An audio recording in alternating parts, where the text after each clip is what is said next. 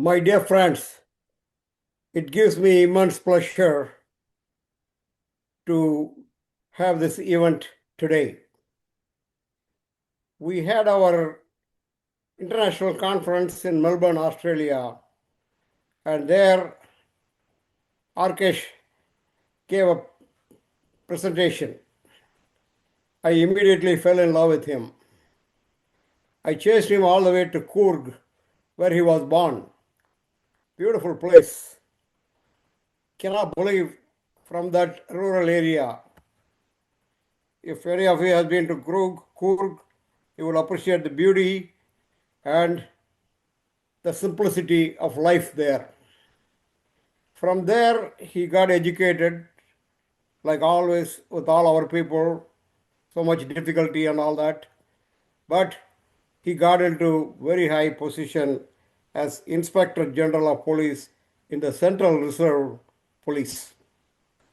He has seen many actions, Jammu Kashmir, our Veerappan, and all kind of very difficult, all those life-threatening situations he has been through.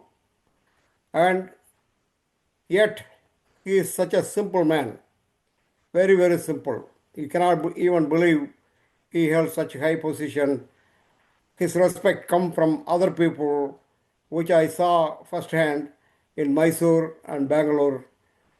Visited with him and he hosted me very nicely. He is a postgraduate in, you won't believe, folklore. He is a MA archaeology graduate. He has a lot of good friends and that keeps him happy and smiling all the time. And his family in California has invited him and he is there for the grandkids' graduation. And he gave us the time to talk on an important topic. All over the world now we have Periyar Ambedkar societies, study circles, Ambedkar King study circle, all over from Canada, Australia, UK, other countries. But the bottom problem still remains the same. Baba Sahib Ambedkar wrote Annihilation of Caste long time ago, but still we need annihilation of caste. With his tremendous exposure to all kind of people in India, from top to bottom, all the way, from various states, he comes with a tremendous experience, not just read or seen, but in action. He has seen it in action. So it's nice of him to spend time with us and to talk on caste, past and present. And I really feel very proud and honored to invite him to speak to our audience. Arkesh, thank you for coming. Thank you. Thank you, Dr. Ilangovan. I'm extremely happy to be with you this evening and to share some of my thoughts on a very important and current topic bothering a vast population of the world, which is concentrated in India. Caste is a peculiar social institution confined to and practiced by the Hindus of India, the non-Hindus like the Christians, Muslims, Sikhs of India, and the Hindus living outside India. They also carry the baggage of their system, caste system or the social heritage. Caste is a very old social institution in India, which is different from that of religion, clan, tribe, kula, sect, or any other institutions of social segregation. Most of the societies in the world at all times have certain sections, segregation in society, but caste stands distinct. How? Caste is a hierarchically graded society. You have the Brahmins on the top and the Panchamas in the bottom. In the past, the castes were also called, in the beginning, it was Varna. Varna was a loosely knit class cum caste organization, wherein the society was divided into four categories, that is, the Brahmins, who were on the top of the hierarchy, who practiced teaching, preaching, worshipping, and they were the ones who were the custodians of God and what God said to others. The second group is the Kshatriyas, who were the rulers, administrators, and warriors. The third group is the Vaishyas, mainly the traders. The three groups constituted about 7% of the total population at any given time in India, and they controlled religion, state, economy, and education.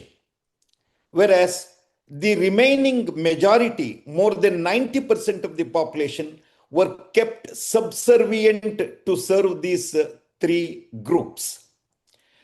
They were segregated into various castes on the basis of their profession mainly.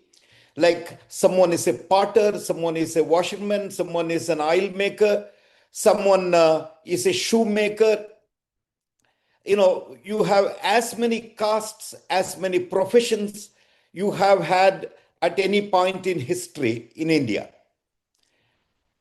The castes were hierarchically ordered, keeping Brahmins in the top, and the Panchamas are the outcasted group, other than even the Shudras at the bottom. They were, in terms of their social status, they were revered in a hierarchical order. Higher the caste, more the reverence. Lower the caste, more the contempt.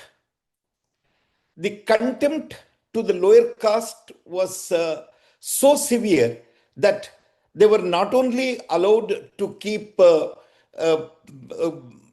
property of any time, landed property or any property. They were not allowed to have education. They were condemned in all perceivable manner. Some of the lower castes were considered impure, that even their shadow would pollute the upper caste people. Their footprint is considered a pollutant. So whenever a lower caste man were to walk in the streets of the upper caste people, he was to carry a broom hung behind him to wipe out the footprints that he would create. They could not spit on the road if necessary, so they were to carry a pot in which they could only spit. They were not allowed to walk when the sun, when their shadow was long. They were allowed to walk only when the sun was on the top or during the night, because a shadow of the lower caste man would pollute the upper caste man. Some of the jobs that they did were disposing the dead animals, skinning out the animals, and making the footwear for the upper caste people. Only a small section of the population were entitled to wear footwear. Education was purely confined to the Brahmins and to some extent Rajputs or the Kshatriyas and the Vaishyas, to the extent of their profession. Whatever education is required for their profession, that was given, but the education giver was always a Brahmin.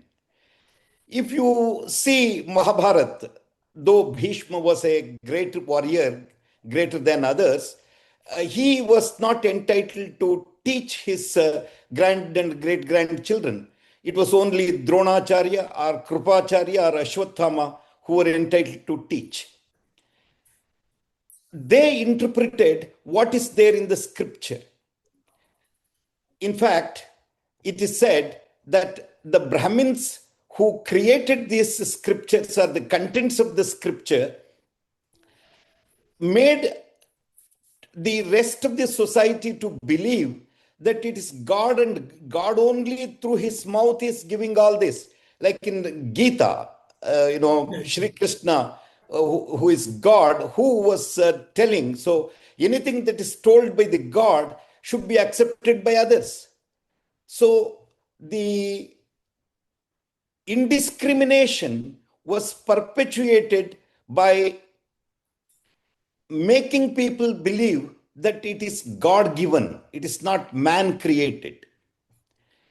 And this kind of system was prevalent for over 3,000 years, as many sociologists and historians have traced. It has changed from time to time to a certain extent, but the hierarchy did not change. The hierarchy that each caste in this society had a particular status. One is a caste is superior to some castes, and certain castes are inferior to certain castes. If you ask a Vellala Gounder, he would say that he is superior to a Padayachi Gounder, but he is inferior to a Brahmin. That way, each caste, even among the castes which were scheduled in the constitution even to this day, some castes considered superior and some were considered inferior among themselves. So it is it's graded hierarchy, as Ambedkar called. And the membership of a caste was based on birth and birth alone, not on the basis of merit. Though in Gita it is said, Chaturvarnyam Maya Srishti Guna Karma Vibhagashaha, the character and ability, but it was not so. A Brahmin son became a Brahmin and a Chamar son became a Chamar. It was, when a Chamar was not allowed to have education, how can he improve his status? When he was not allowed to cultivate his own land, when he had only the right to work in the fields of others and serve the remaining people, how can he ever compete in the hierarchy? In terms of social segregation, it was so rigid that you could marry within your own caste or subcaste. There are about in 1931 census, J.H. Hutton, the census commissioner, has opined that there are more than 4,200 castes in Indian subcontinent. And each of them were to marry within their own caste or outside the caste. Let alone the past, even to this day, more than 95% of the marriages taking place in India are within the caste and subcaste. And their social practices, beliefs, form of worship, rituals also differ from caste to caste, though they come under the category of Hindus. I will come to that point a little later. What is a Hindu? As Ambedkar said, we don't have Hindus, we have only an assimilation of assorted castes. It's each caste was a social unit by itself. The gods and goddesses worshipped by the upper castes were not allowed to be worshipped by the lower caste. They didn't have temple entry. They were to stand miles away from the temple and do whatever work that is assigned to them, like beating a drum or whatever. The system continued all through Indian history. During the Mughal period, when the Muslim rulers came to India and tried to spread Islam, the upper castes joined hands with them to do the job. In the beginning, they realized that the upper castes only should be converted. Who were the people who offered their daughters to the Muslim kings in the past, be it Akbar or any other Muslim ruler? It was only the upper caste people who offered their daughters to them. And it is they who had absolute control over the rest of the lower castes, made them accept the Muslim rulers, their laws. Their ministers, treasurers were all from upper caste. During British period also, the upper castes joined hands with the Britishers, and they were the ones who became their bureaucrats, their secretaries, and their educators, etc. And though Islam and Christianity did not practice inequality of the kind of social inequality that the caste system have, still the Muslims and Christians were not subjected to the kind of caste discrimination which the lower castes suffered in India.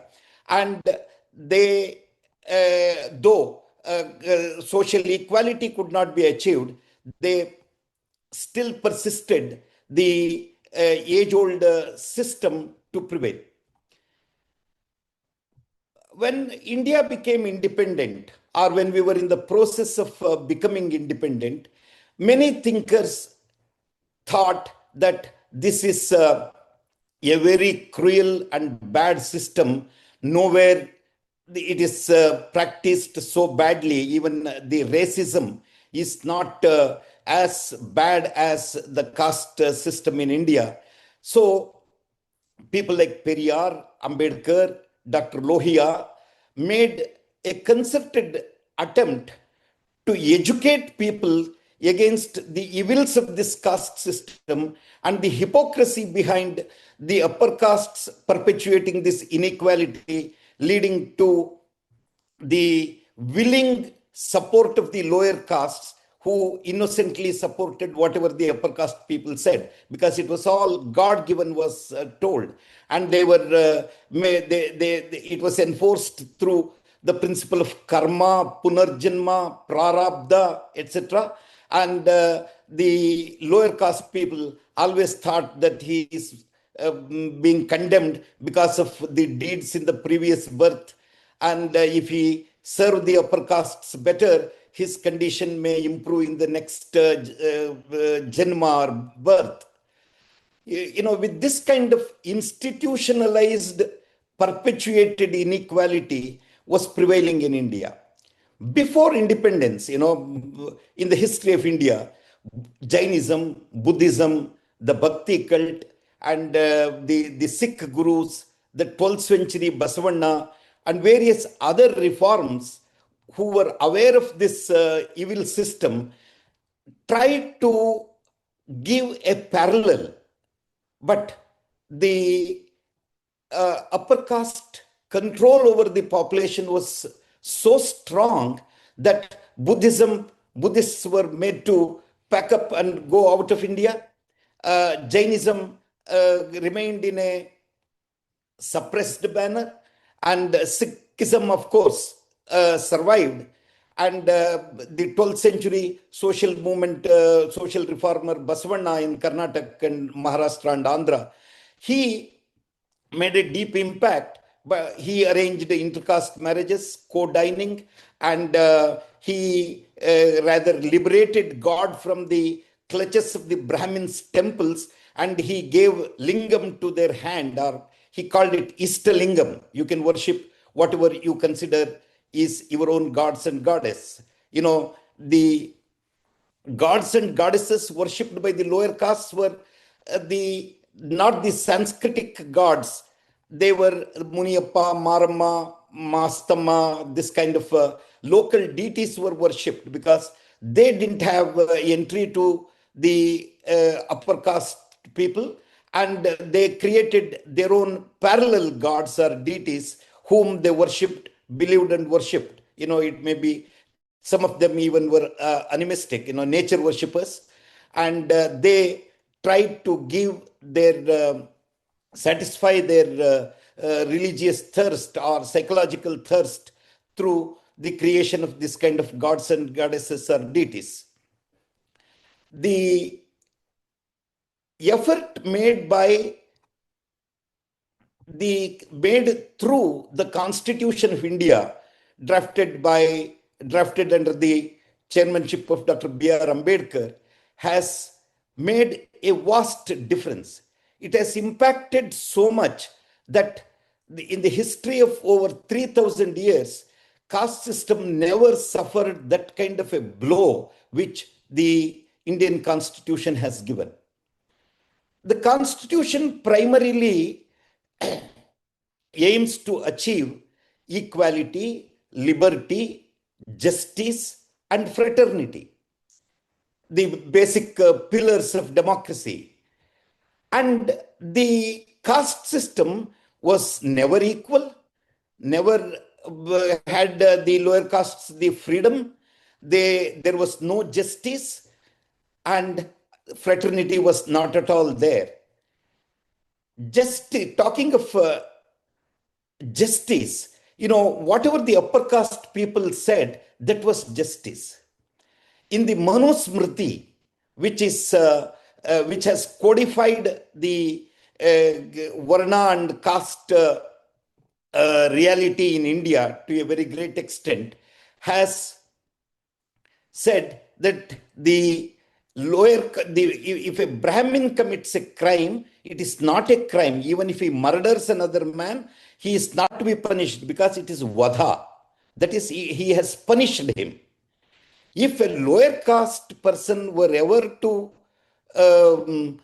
create any harm, let alone killing, the punishment was death. The lower caste people, according to Manu, were not allowed for the education. It is said that if a Shudra or a Panchama hears the words of Vedas and Upanishads, after his death, the melted metal would be poured into his ears. This kind of, there are many things, he did not give, he gave a principle of inequality wherein the women were also the equal sufferers. They were not given education. They were not allowed to perform the yajna, yagas, etc. And though they lived in the same family and bore their children, she was considered impure in the Hindu order. So it is not only more than 90% of the society who were considered lower, but within the upper caste, 50% of the population were also lower. So it is a handful of people who controlled the society for thousands of years. And when the new constitution came, it could not overnight change the situation. The belief system, the practices, the economic order, the educational standards, the ignorance of people was so much that we were used to that age-old system, and constitution became an alien object. We could not realize what is equality, what is fraternity or justice or equality. It was through education and gradual opportunities that were given through the reservation policy. The lower caste people started getting education. Until the Britishers came to India, education was denied to the lower caste people in an institutionalized manner. But the Britishers could not give education to all the lower castes, though in principle they did not discriminate in giving education. It is only the upper caste people who got English education, who got modernized, who got urbanized, and took up the urban jobs and became a part of modernity and taking the benefits of economic and political developments during the British era. And the reservation, I need to talk a little more about it. Indian population is basically Hindu. Even to this day, we have, the last census was held in 1971 and it's a decadal exercise, but for some reasons, they have not held the census in 19 after 2011. 2011 census is the last census that we have. In 21 they gave the excuse of corona, and corona is it has gone, and all other things are restored, and census was not done. It's proposed that it would be done in 2026. Perhaps the ruling dispensations do not want the numbers, the reality to come out. Caste census, which was in practice during the British period, was given a goodbye after independence. The last caste census we had was in 1931 under the census commissioner, who is an anthropologist and an ICS officer who had a very great, very deep understanding of Indian social order. And why caste census was not done after independence is mainly because, the ostensible reason they gave was that it will divide society. The society was already divided. It was already divided into thousands of castes, and it was institutionalized. And it's anything that you would do would only bridge the gap between them. And people believed, and the social and political developments could not take place in the level aspired through the constitution. The Hindus, according to the last census, that was 2011, constitute about 80% of the population, 79.8%, and Muslims about 14%, and Christians about 2.3, and Sikhs about 1.9%, Buddhists about 0.7%, and Jains and Zoroastrians and other animists and the atheists, they constitute less than 1%. Though the caste is as recognized by the constitution at that time was only to the Hindus. So the caste system that was prevalent among the Christians, Muslims, and Sikhs were not recognized. The non-Hindu religious groups did not come from Central Asia or from Europe or from any other country. They were the converted people from among the Indian population only. So when they got converted, when their religion changed, their caste practices did not change. Even to this day, among Christians, certain sects of Christians marry within themselves, and they also practice the system of hierarchy. So also the Muslims and Sikhs, it is very prevalent. A scheduled caste Sikh is not considered equal to a Jat Sikh. So the privileges of reservation were not given in the beginning to the non-Hindu castes. The scheduled castes in India who were other than the Shudras. Who are these scheduled caste people? J.H. Hutton points out about 8 aspects on the basis of which a group was scheduled, or a group was considered lower. That is, those who were not allowed to stay in the village settlement with the other castes. They had to live outside the community. The services, the common services like the water in the well or in the tank or in even in the rivers, were not allowed to the lower castes.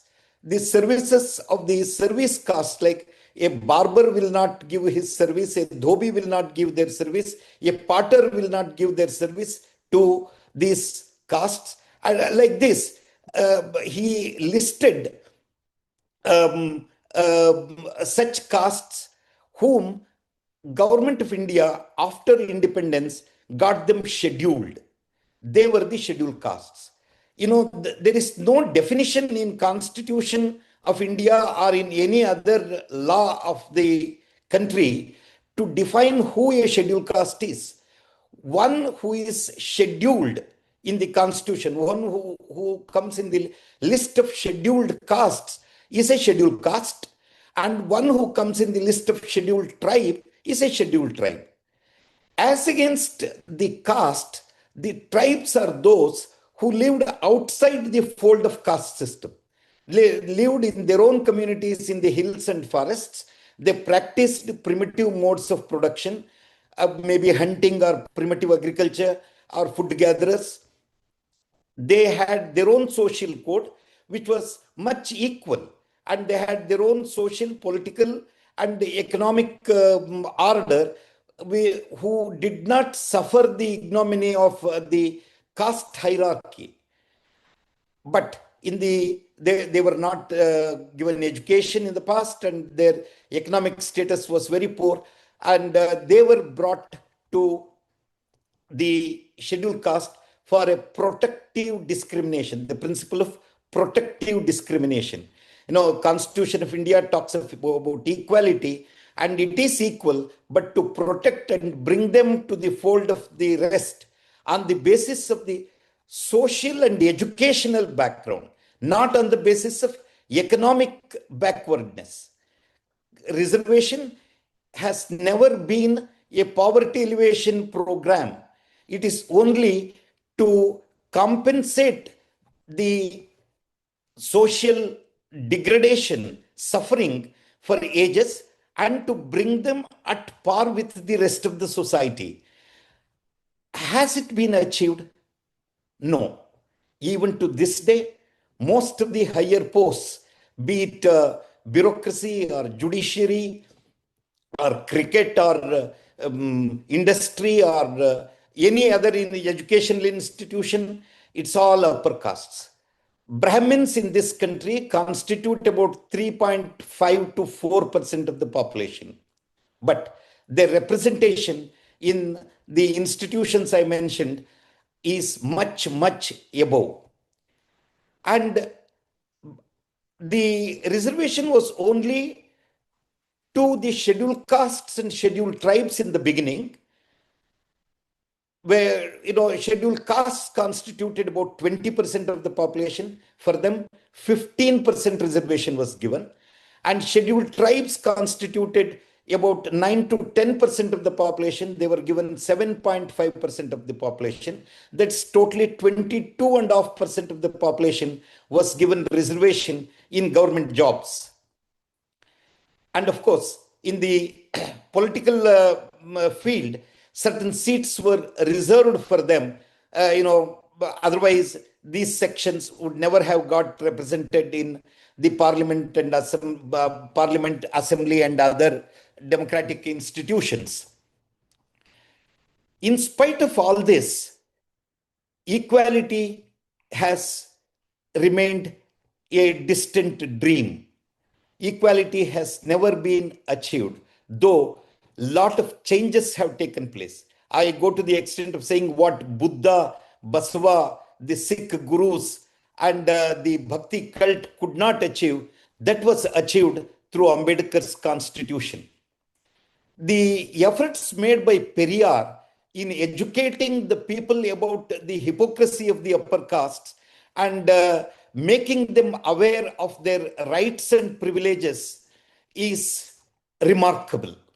And, it's not only Ambedkar or Periyar or Lohia, it's, many right thinkers who have understood the caste discrimination in depth have always advocated for implementing the constitutional values, but unfortunately, it is yet to be achieved.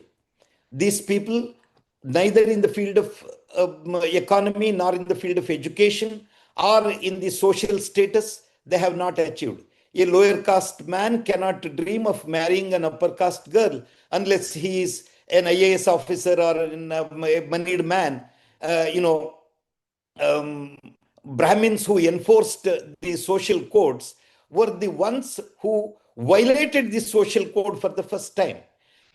They practiced that anyone who crosses the sea will be outcasted from the religion.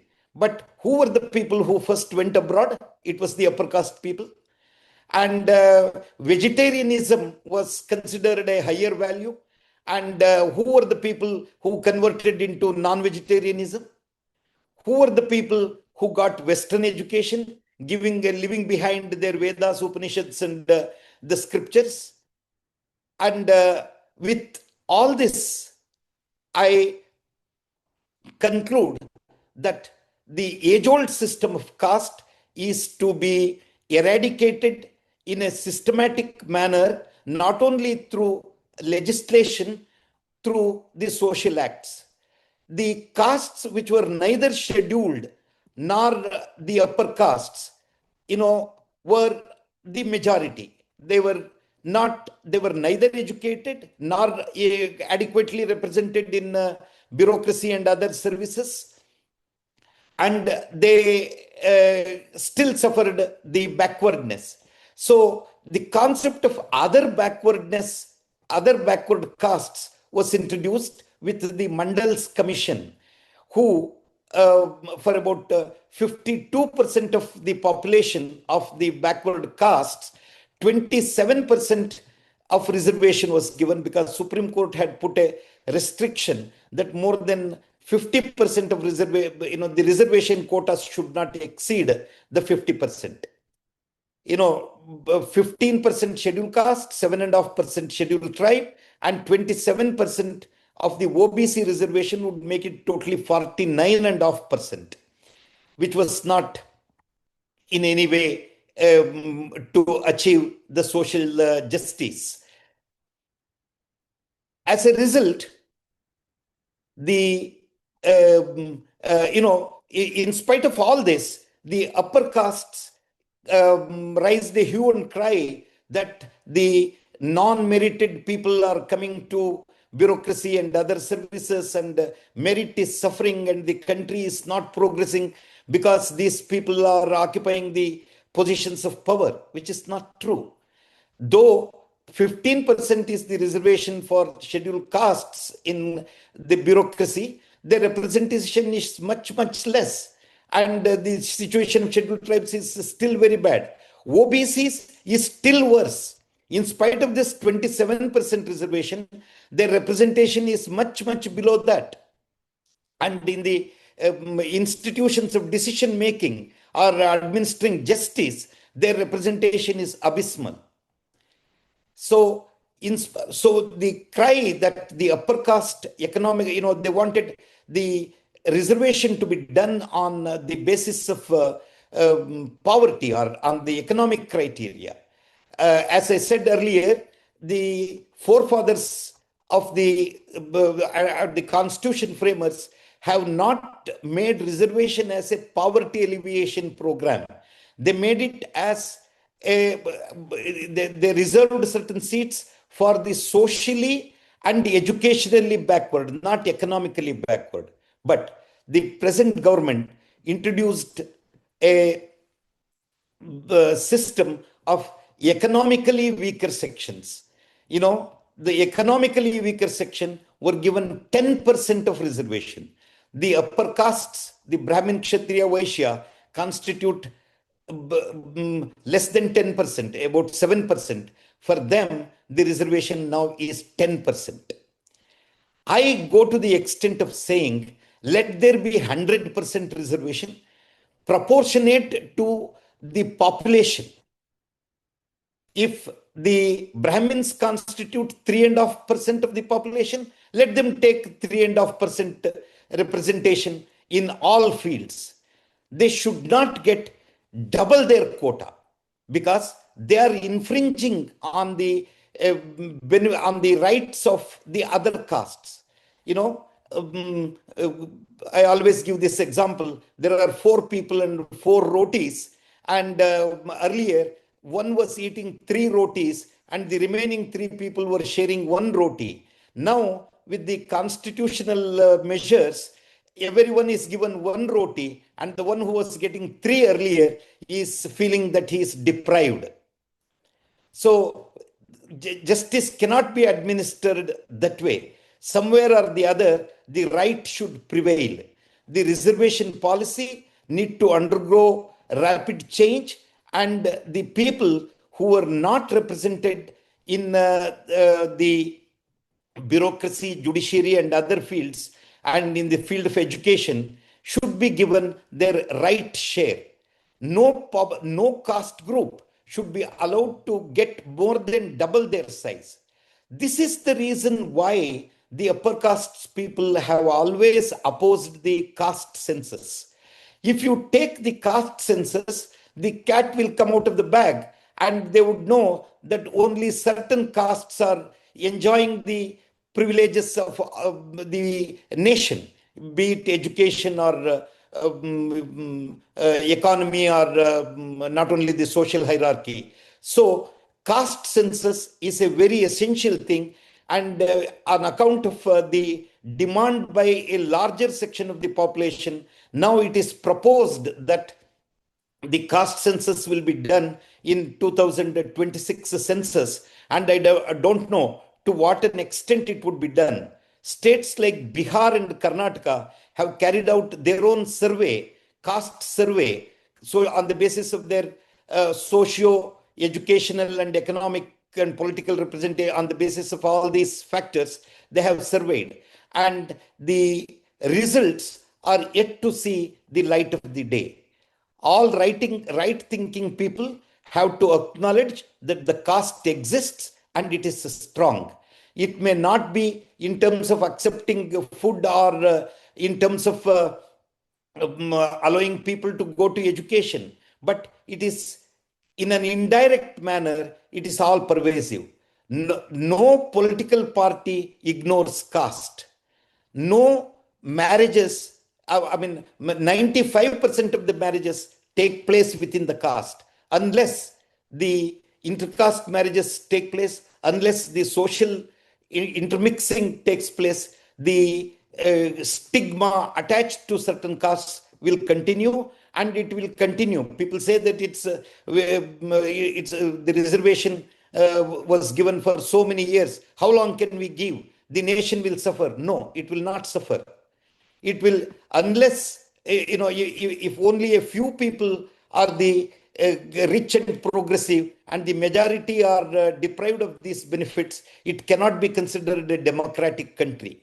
If one leg is put in the ice and the other leg is put in the boiling water, you cannot say that the temperature is normal.